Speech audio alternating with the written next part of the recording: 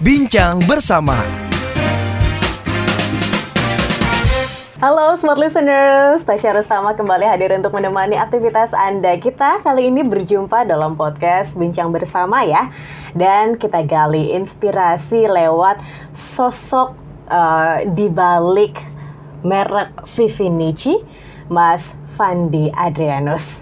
Halo Mas Fandi. Halo Tasya. Gimana kabarnya? Alhamdulillah baik. Yes, dan semoga saja siap ya untuk berbagi. Kita Siap dong. mau menggali memori-memori masa kecilnya Mas Fandi nih. Oke. Boleh dong ceritain ketika kecil begitu, sosok Fandi Adrianus itu seperti apa sih?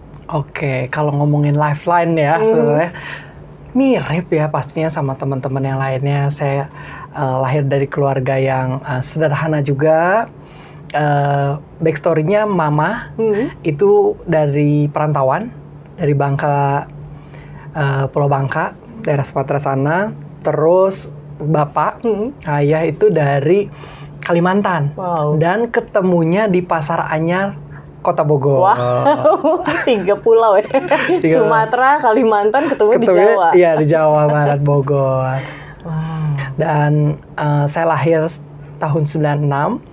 Dan Vivinici itu mulai dibangun mungkin sekitar tahun 98. Jadi growth up bareng-bareng nih sama brandnya juga.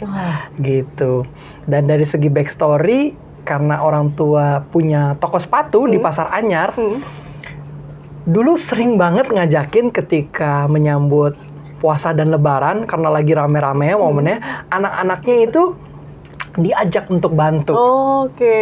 Gitu. Saya 4 bersaudara, ada kakak saya, ada adik 3 cowok, dan yang paling terakhir itu cewek paling cantik. Oke. Karena salah satunya, gitu, saya anak kedua. Nah, baik lagi tadi bantuin toko, apa segala macam, saya masih inget banget bantuin pegang HT, mintain barang. Kenapa? Karena kalau di toko sepatu itu biasanya lantai 1 untuk display, 2 dan 3 itu untuk stok barang. Oke. Karena beda banget, iya beda banget sama aparel. Kalau aparel kan bisa langsung gantung, dilipat-lipat. Tapi kalau misalnya kita ngomongin sepatu, kita ngomonginnya volume. Jadi untuk storage kita butuh yang quite big, gitu. Common orang tua pebisnis begitu ya. Iya, Pasti betul. anak-anaknya diboyong juga. Betul. Bantuin, ayo. Iya, tapi entah kenapa ya, dulu masih seneng sampai menimbulkan rasa memang mau bantu orang tua, gitu. Sudah secita-cita dari awal tuh mau bantu orang tua, mau ngembangin family business. Mungkin banyak gen alpha gitu ya yang mau berdiri di kedua kaki sendiri gitu, idealis. Tapi menurut saya ketika punya privilege itu, ya kenapa tidak dimanfaatkan resource-nya. Oke, yang pasti harus halal ya, harus halal itu. Kita mau fokus nih gimana Mama dan Papa Mas Fandi sendiri waktu itu menanamkan hal itu, karena ini kan nggak mudah ya. Ada banyak para pebisnis yang tadi juga sempat disinggung begitu kan, ketika menjalankan bisnis keluarga malah nggak mau. Entah karena trauma kah, atau karena mau membuktikan diri sendiri kah. Tapi Mama dan Papa seperti apa mengajarkan nilai-nilai bisnis itu? Bingung juga ya. Sebenarnya mereka tuh banyak ngebebasinnya. Oke. Tapi alhamdulillahnya anak-anaknya tuh di jalan yang benar semuanya gitu ya. Mungkin kekuatan doa nih. Betul, kekuatan doa itu nggak bisa dipungkiri juga. Dari segi spiritualitasnya juga memang mengimani di agamanya masing-masing seperti itu. Dan ya saya grow up sebenarnya seperti biasa aja. Tapi memang kalau dibilang dari segi pekerjaan gitu ya, saya punya mama itu yang lebih workaholic sebenarnya. Jadi Chinese family gitu ya. Jadi kita ngomonginnya usaha terus. Di kamar ngomongin usaha, di meja makan ngomongin usaha, dan di liburan pun ngomongin usaha. Dan itu udah hal yang lumrah sih kalau di keluarga kami gitu. Dan entah kenapa ya udah lebih banyak komunikasi tuh biasanya antara Koko dan juga Mama, yang keduanya juga sebenarnya mentor saya, gitu ya. Mereka dua-duanya koleris, maksudnya punya stand argumennya kuat dua-duanya. Satu dari segi yang up to date zaman sekarang, tapi satu dari segi realistisnya nih. Dan saya sudah dari kecil mendengarkan di tengah-tengah itu. Harusnya seperti apa? Kalau papa yang lebih kalem tipenya, ngurusinnya uang dan lain sebagainya, bagian GA kayak gitu-gitu. Oh wow, tapi memang dari kecil pengen jadi pebisnis kah? Iya, pengen jadi pebisnis dan mau nerusin usaha orang tua. Atau sebenarnya udah dicekokin nih dari ntar kamu yang nerusin ya, ntar kamu ikut bisnis ya, atau kayak gimana? Nggak ada sih, justru gini, saya dari SMA itu udah punya kepikiran untuk kuliah di China, di luar. Cuman memang nggak bisa karena waktu itu sakit gitu ya. Di China itu ketika udah umur 17, 2 SMA aja itu udah cukup sebenarnya. Jadi memang saya udah planning nggak kelas 3 sih. Nggak kelas 3, langsung ke sana. Cuman memang karena sakit, jadi nggak jadi ke sana. Dan karena sakit itu, saya banyak dengerin lah meeting-meeting yang ada di perusahaan. Terus mereka ngomongin apa ya, saya catet. Yang pasti hadir aja. Gitu. Jadi ya saya udah terpapar lah dengan obrolan-obrolan mereka ini. Peaknya ketika ini waktunya saya pengen ambil alih, itu kapan? Ketika orang tua memang nggak bisa lagi, nggak mampu lagi. Jadi backstory memang lebih ke COVID ya. COVID itu mereka itu memang basic awalnya di retail, jualan, dagang segala macam. Vivinici sampai ada di tahap grow di department store. Kita sampai punya 60 store yang tersebar di Pulau Jawa. Ada di Jogja, Ramayana, Golden Truly, Citrus, seperti itu. Tapi ketika COVID, mereka udah nggak bisa keep up lagi nih. Nggak ngerti lagi harus jualan seperti apa. Padahal udah beli barang, stok buat lebaran, gitu ya.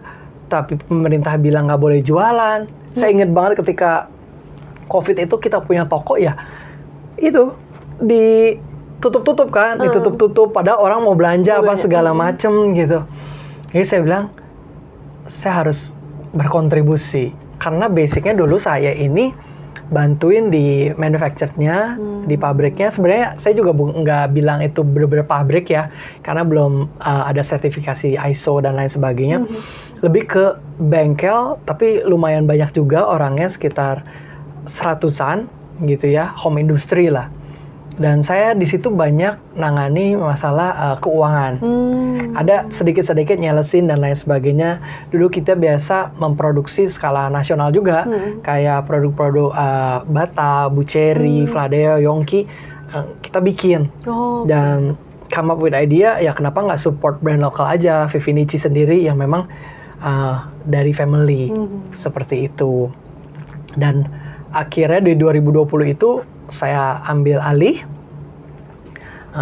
sampai sekarang Vivinici bisa grow secara online. Wow. Gitu. Berarti memang dari dulu udah dilibatkan begitu ya. Betul. Dari awalnya yang ngambil-ngambilin stok begitu kan, kalau Rame waktu kecil. Kemudian di pabrik. Betul. Ketika awal, aku mau flashback ke belakang lagi boleh. Mas Fandi.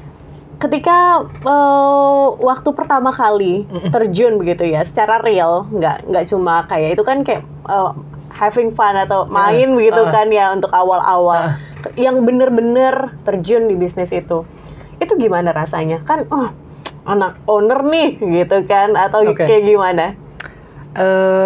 Kayaknya saya memang harus menceritakan ini. Jadi saya yang tadi saya bilang, saya sempat sakit di tahun 2013. Sakit saya itu autoimun, SLE, sistemik lupus erythematosus. Sebenarnya dari segi lupusnya, autoimunnya itu biasa aja. Cuman mungkin waktu penanganan di medication-nya ada sedikit problem gitu ya, sehingga jadi besar, sampai dilariin ke Singapura, Penang, sempat waktu itu 10 tahun ini ya, sempat hip replacement gara-gara medication steroid juga. Itu ada AVN, avascular necrosis, ada osteoarthritis dan lain sebagainya. Jadi kenapa momen ini penting, sakit ini penting, karena ini sebenarnya yang membuat saya berefleksi gitu ya terhadap diri sendiri. Dan ketika saya mau bertanggung jawab untuk melanjutkan bisnis saya ini, bisnis keluarga terutama ya, karena saya mau membalas cinta orang tua aja sih. Karena di saat lowest point saya gitu ya, saya nggak punya siapa-siapa. Maksudnya ditinggal temen juga, ya udah ditinggal. Karena kan saya udah nggak lanjut SMA gitu loh. Yang lain-lain pada kuliah offline, saya sebelum COVID pun udah kuliah online. Terus dulu ada pacar, ya diputusin gitu ya karena sakit dan lain sebagainya. Even ada satu momen juga saya marah banget sama Tuhan gitu ya. Kenapa saya yang ibaratnya lempeng-lempeng aja jalurnya gitu ya, tapi bisa kena problem yang segitunya. Saya ngajak teman saya ke China, tapi saya yang nggak ke sana gitu loh. Tapi ketika saya merefleksikan perjalanan hidup saya, ya ternyata ya Tuhan sayang aja sih sama saya gitu. Dan ketika saya flashback lagi, Tuhan itu hadir melalui perantaraan keluarga terdekat, yaitu orang tua saya, kakak saya. Disitulah saya punya tanggung jawab lebih untuk ngeberesin nih permasalahan yang ada di family business. Karena kalau misalnya mau ngomongin pure family business gitu ya, pasti banyak banget hal yang repot banget dari segi legalnya, perpajakannya, silonya yang ada di dalam perusahaan. Itu benar-benar saya nyemplung gara-gara yaitu mereka tuh udah support saya di lowest point saya, dan inilah bentuk saya, kecintaan saya balikin rasa sayang saya ke orang tua. Wow, dari cinta ya smart listeners, itu alasannya bisa grow sebesar ini, Vivinici. Betul. Oke. Oh, sorry to hear that. Jadi harus menggali lagi mungkin apa namanya yang lama-lama. Gak apa-apa. Saya sudah berdamai ya. Saya sudah berdamai dengan sakit saya, karena sebenarnya justru itu saya bersyukur. Ketika saya kena sakit itu, saya jadi orang yang lebih rendah hati lagi jadinya.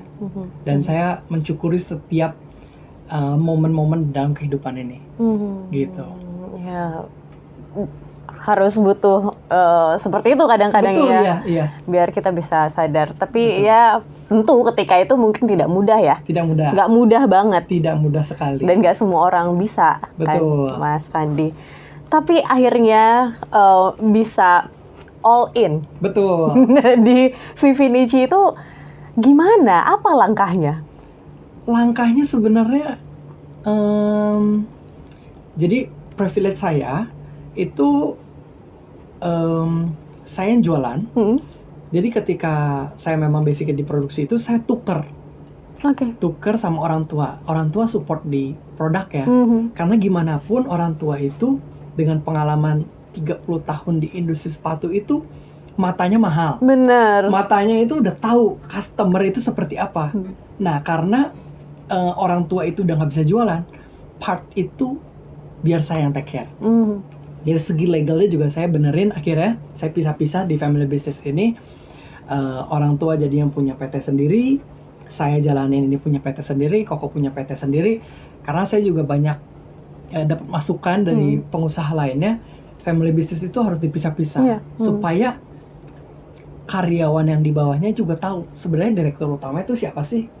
Bukan, jangan semuanya putusannya di orang tua aja apa segala macam. Jadi jelas, dan secara tanggung jawab juga jelas kan, karena direktur utamanya si ini, komisarisnya ini, dan lain sebagainya. Tuh. Dan itu juga membuat kita jadi nggak rebutan periuk nasi gitu ya. Semua udah ada jalannya masing-masing. Seperti itu. Oke, wow. Ini ngambil kepercayaannya tuh gimana? Apalagi orang tua kan udah 30 tahun di bidang ini. Betul. Ibaratnya kamu masih baru, nanti dulu atau gimana? Oke, jadi semua pattern family business ini sama menurut saya. Jadi orang tua itu sebenarnya cuma mau bukti.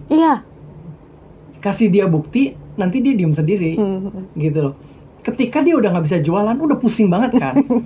Tiba-tiba itu ada penjualan gitu ya, satu di packing, dia juga udah bingung, itu dapat dari mana customernya gitu ya. Tiba-tiba ada notification ya dulu kan di orange ya gitu. Jadinya oh ya udah coba digarap apa segala macam. Tambah lama lebaran itu barang keluar, berarti kan ada sedikit realization, oh ini ada jalan keluar. Coba deh kamu gimana, kamu pelajarin. Malah dia ngedukung gitu. Kan udah pusing kan. Iya. Soalnya kadang-kadang barang yang kita beli juga itu bukan barang-barang dari hutang kan dan lain sebagainya. Jadi ketika lebaran itu kita miss out, kita nanti bayar gimana? Jadi ketika ada penjualan, ada sales di situ, ya orang tuh bener-bener serahin. Udah deh, coba gimana caranya? Stoknya ada segini, kamu bisa gak jualin?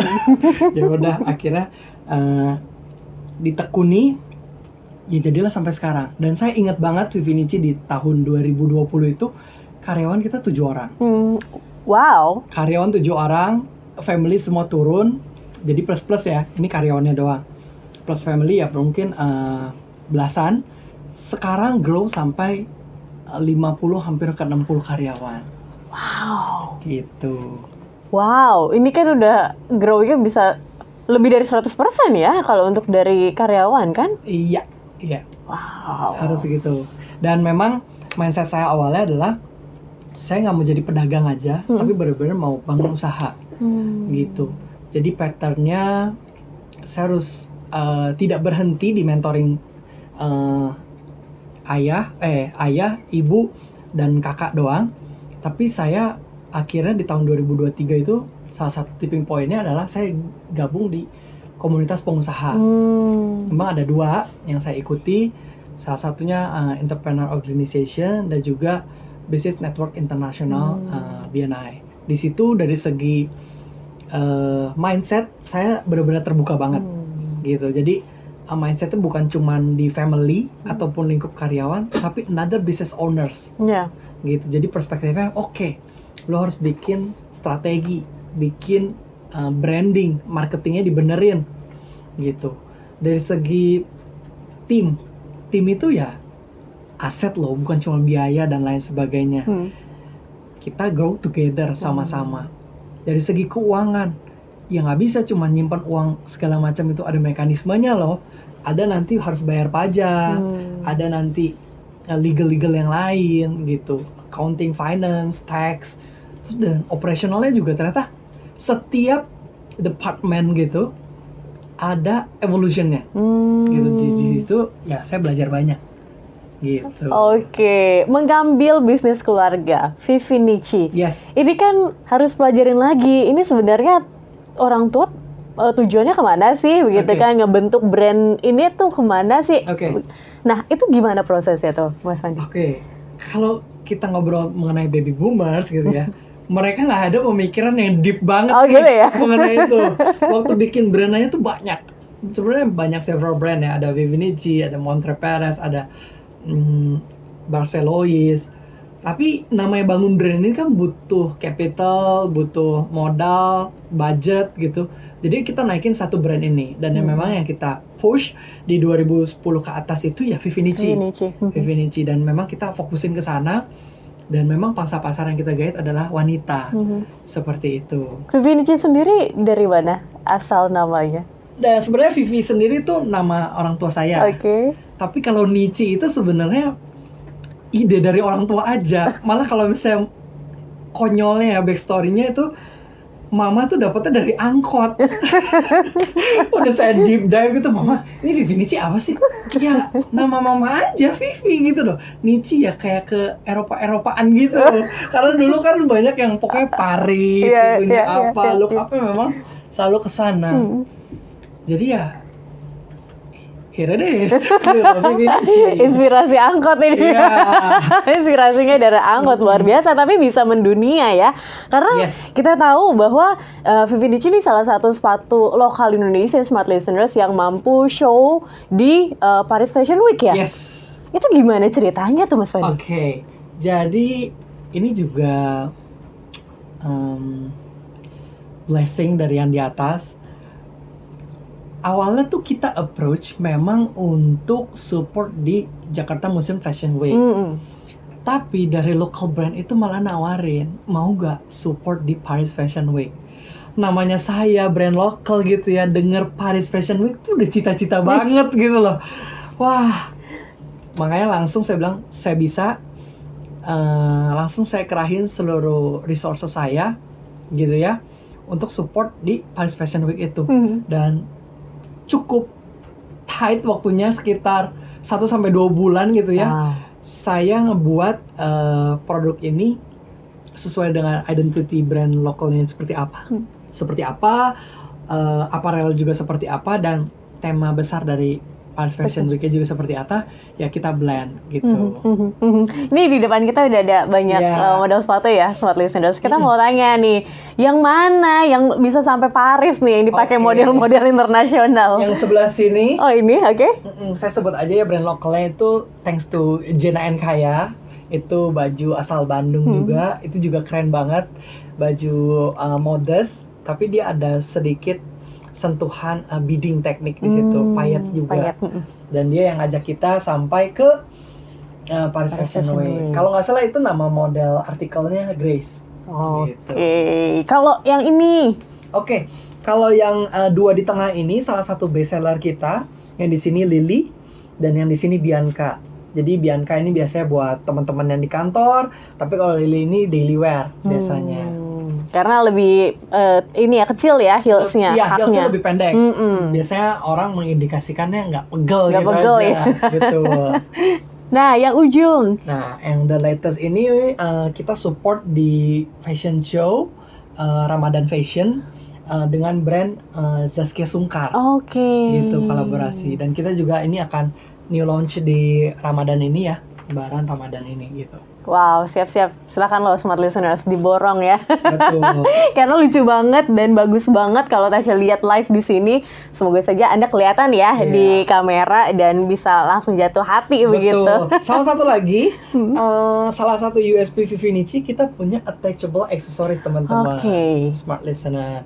Jadi aksesoris ini bisa dilepas pasang. Gini ya, contohnya gini. Ini bisa diganti-ganti. Nah, kita punya campaign namanya The End Series. Jadi ketika teman-teman kerja nggak mau terlalu bling-bling atau segala macam, bisa pakai sepatu biasa. Tapi kalau misalnya malamnya mau ada party apa segala macam, kondangan, langsung aja pakai aksesorisnya. Dan aksesorisnya juga warnanya macam-macam. Jadi bisa di mix and match sama apparel teman-teman. Wow, tuh. Smart Listeners, kita jadi ngeliatin sepatu ya. Kalau Tasya mah demen banget begitu ya, perempuan. Cocok banget nih. Cocok ya. Oke, Mas Fandi, kita masih mau ngomongin perjalanan Vivinici nih ya. Ketika itu mungkin pandemi COVID-19, tiba-tiba ada penjualan. Ini kan jadi terbukti orang tua jadi percaya sepenuhnya begitu kan. Kalau untuk hubungan kakak adik segala macam di family business ini seperti apa? Meyakinkannya? Oke, aku aja yang take over atau seperti apa? Oke, jadi saya ceritain juga karena saya 4 bersaudara. Jadi kakak itu after lebaran itu kan kita memang bareng-bareng di Vivinici. Akhirnya dia mau bikin brand sendiri dan itu kan udah keputusan masing-masing dan tidak apa-apa gitu loh. Brandnya juga ada namanya Patrice. Kalau yang kami family business ini Vivinici, dan kita grow up sama-sama. Mungkin kalau teman-teman family business lainnya atau orang yang nggak kenal sama saya tuh tanya, kok mau sih jualan dengan produk yang sama, marketnya juga kadang-kadang sama. Tapi di family kami percaya bisa grow seperti Alfamart or Indomaret gitu loh. Jadi maksudnya kan sama-sama aja. Karena backstory dari saya punya family itu semuanya di industri sepatu. Jadi banyak several brand lokal yang grow up-nya bareng-bareng ketika di COVID. Gitu. Karena kami punya resource manufactured home industry itu, ya udahlah kita bantu. Karena memang ketika COVID itu sangat memukul banyak bisnis, usaha ya gitu. Jadi kita support juga family dan biasanya yang dilihat itu man behind the gun ya. Maksudnya orang siapa who-nya yang ada di perusahaan itu yang bisa grow ya grow, kalau enggak ya enggak gitu.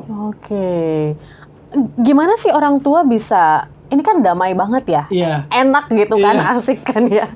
Nah orang tua tuh gimana sih biar ya kompetitifnya ada untuk namanya kita butuh rasa kompetitif kan Iya. untuk bisa maju. Kompetitifnya ada tapi tidak mengkesampingkan rasa persaudaraan. Itu gimana caranya orang tua menanamkan apa nilainya ya di antara Mas Fandi dan keluarga? Saya juga bingung ya sebenarnya. Kalau boleh dibilang gitu ya. Jadi kalau ada saya yang ketiga itu accounting, dia masuk ke company saya. Kalau yang terakhir tuh sekarang lagi belajar, dia juga belajar menggambar, fashion design, Oke. khusus sepatu juga memang di Milan sana, gitu. Nah, kalau dibilang nggak berantem dan lain sebagainya, saya juga bingung ya. Tapi ya, baik lagi, saya look up kakak saya itu sebagai mentor saya. Saya benar-benar banyak belajar, kalau bilang kungfu ya, kungfu daripada bisnis itu dari sana juga. Jadi, kalau di level kami ada sedikit agreement gitu ya, constitution bahwa contoh, misalnya karyawan Vivinici nggak boleh pergi ke Patrice, dan Patrice juga karyawannya nggak boleh saya hijack dan lain sebagainya. Terus dari segi manajemen gitu ya, biasanya kita sharing-sharing terkait tax, terkait mungkin karyawan. Tapi kalau urusan dapur kita nggak cerita. Contoh R&D, suppliernya seperti apa, penempatan harga dan lain sebagainya. Itu kita case close gitu. Tapi dari segi survei, gimana kok market apa segala macam, sharing gitu segala macam. Tapi yang confidential we keep it trust and respect satu sama lain. Oke. Karena kalau misalnya saudaraan gitu ya, apalagi kalau perempuan nih, Mas Fandi, bocor aja semuanya, keluar aja. Tapi kalau Mas Fandi nggak ya, kalau secret di keep begitu ya. Tapi discuss tetap ada ya. Iya. Sih kalau bocor halus tipis-tipis ada lah ya pasti selintingan. Cuman ya kita yakin semuanya bisa ada jalan ya masing-masing gitu. Apa yang menjadi nilai yang terus Mas Fandi pegang sampai dengan sekarang, apalagi kalau misalnya sedang menjalankan bisnis? Nilai-nilai yang saya pegang ya kehidupan. Terus belajar sih. Saya terus belajar, terus ya belajar terus, karena dari belajar kita kan mengkosongkan kita punya cawan gitu ya. Jadinya kita selalu melihat perspektif-perspektif yang berbeda gitu. Saya juga growing. Saya nggak menganggap diri saya anak owner yang ini. Saya justru senang ketika karyawan itu mau berdebat dengan saya, mau buka pikiran apa segala macem. Saya benar-benar belajar gitu. Oke. Dari Koko, apa yang mungkin ada nilai-nilai dari Koko yang diberikan ke Mas Fandi? Nilai-nilainya sama aja sih, orang tua ataupun Koko, wejangan-wejangannya sama gitu. Dia trust and respect juga ke saya. Kita grow bareng-bareng dan besar bareng-bareng juga, seperti itu. Oke. Next, Vivinici akan mau ada project apa nih yang mungkin bisa smart listeners ikuti begitu? Kita lagi bangun kantor. Kita lagi bangun kantor, ngegedein lagi. Dan di dalam kantor kita nanti ada mini offline store. Wah, seru. Iya, ada mini offline store kita. Dan tahun ini juga kita akan banyak tap in ke pop-up market, gitu ya. Nanti kita di Maret tanggal 19 kalau nggak salah sampai 13 kalau nggak salah, April ada di Kokas, gitu. Dan juga kita akan support pageant dan juga runway fashion di tahun ini. Wow. Gitu. Mimpi yang masih mungkin menjadi mimpi dan belum terwujud tapi akan terwujud, kira-kira apa? Sesuai dengan visi misi Vivinici itu sendiri ya sebenarnya. Visinya apa? Ya kami berjanji untuk memberikan di level produk itu kenyamanan, kepercayaan diri, dan gaya di setiap langkah. Dan juga dari segi itu produk, dan dari segi visinya, soulnya itu saya pengen untuk memberikan empowerment, memberdayakan setiap wanita untuk jadi pribadi yang bisa menginspirasi dengan semangat cinta. Wow. Itu dari segi visinya. Kalau dari misinya juga simple banget, karena menurut saya semua pengusaha juga misinya ini menyenangkan 3 pilar. Customer, supplier, dan juga karyawan internal. Jadi kalau misalnya 3-3-nya happy, saya yakin usahanya juga diberkati. Amin. Gitu. Semoga tercapai. Amin. Dan semoga planning-planningnya di tahun ini ya bisa terlaksana dengan baik. Dan kita tunggu lagi show-nya di internasional. Mungkin Paris lagi di 2025, 2026. Terus karena bangga banget gitu ya Smart Listeners kalau kita punya brand lokal yang mampu mendunia dan mampu memberikan warna begitu ya, apalagi di fashion dan juga mode internasional. Karena kapan lagi dari Indonesia ya? Soalnya sepatu tuh Indonesia tuh luar biasa kan. Bahkan cari pengrajinnya dari Indonesia. Brand lokal kita tuh luar biasa bagus. Kurang ter-highlight aja. Nah, tapi produksi keren banget. Thank you Mas Wandi untuk sharingnya. Dan Smart Listeners, thank you juga untuk Anda yang sudah bersama dengan kami dalam podcast Bincang Bersama. Di kesempatan kali ini Anda bisa tonton dan juga dengarkan podcast-podcast lainnya. Dan akhir kata, saya Tasya Rustama dan Mas Fandi Andrianus. Kami pamit undur diri, terima kasih. Sampai jumpa. Bincang Bersama.